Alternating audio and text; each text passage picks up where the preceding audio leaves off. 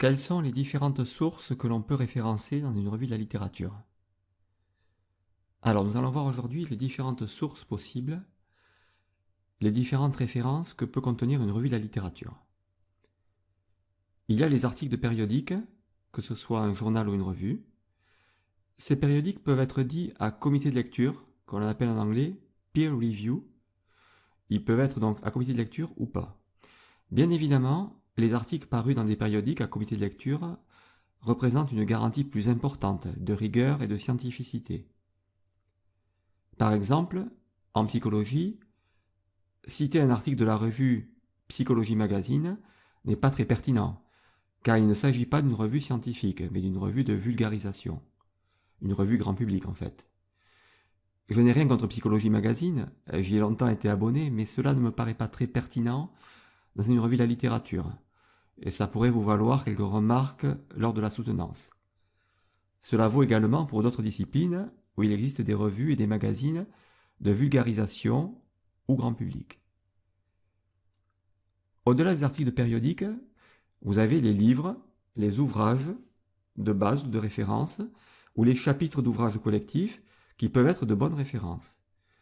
Vous avez aussi les dictionnaires, les encyclopédies, bref, tout ce qui peut être édité, on va dire, et qui passe donc par le monde de l'édition. C'est donc un circuit officiel. Ensuite, vous avez tout ce qu'on appelle la littérature grise. On appelle la littérature grise la littérature qui est composée de documents écrits et publiés sans caractère officiel et qui n'a pas été évaluée par des comités de lecture. Il s'agit des mémoires et des thèses, des actes de congrès, des brevets et des rapports, des données d'enquête, des données diverses, etc. Cette littérature grise peut être utilisée, bien évidemment, mais dans une moindre mesure. Elle ne doit en aucun cas constituer la majorité des références de votre mémoire ou de votre thèse. Lorsqu'on mène des recherches dites scientifiques, les articles scientifiques issus de périodiques à comité de lecture devraient constituer la base de vos écrits. Ensuite, les ouvrages de référence et les dictionnaires pourraient être utilisés et cités, par exemple pour définir des concepts et des aspects théoriques.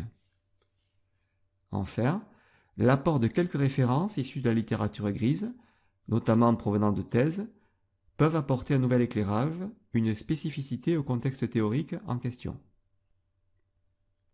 Bref, vous l'aurez compris, les sources d'une revue de la littérature doivent être le plus scientifique possible, si vous êtes bien sûr dans un domaine qui est censé relever du monde scientifique.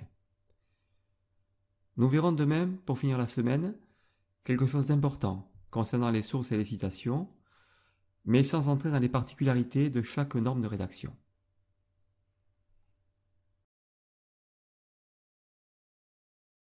Voilà, c'est terminé pour aujourd'hui. Je vous invite à liker la vidéo si vous l'avez appréciée et à vous abonner à cette chaîne en cliquant sur le bouton s'abonner. Je vous dis à très bientôt pour une nouvelle vidéo. Merci.